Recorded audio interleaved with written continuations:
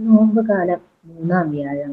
വിശുദ്ധ മർക്കോസ് എഴുതിയ സുവിശേഷം 12-ാം അധ്യായം 35 മുതൽ 40 വരെയുള്ള വാക്യങ്ങളിലെ വിശകലനം.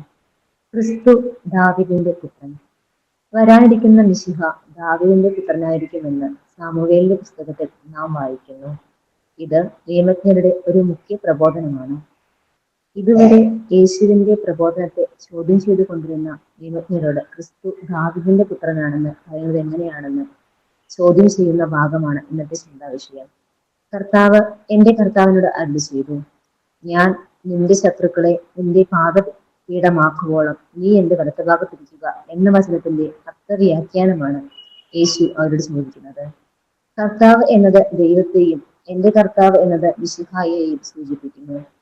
മിശിഹ ഒരേ സമയം ദാവീദിന്റെ പുത്രനും കർത്താവുമാണ്.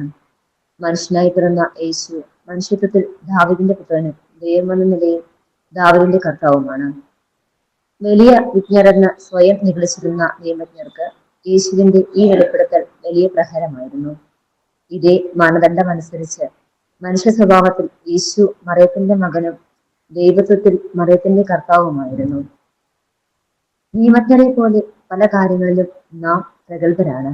എന്നാൽ യേശുവിനെ കുറിച്ചുള്ള നമ്മുടെ അറിവ് തെറ്റിയാൽ നമ്മുടെ ലോകവീക്ഷണവും ഒപ്പം നമ്മുടെ പരലോക ജീവിതവും ബാധിക്കപ്പെടും.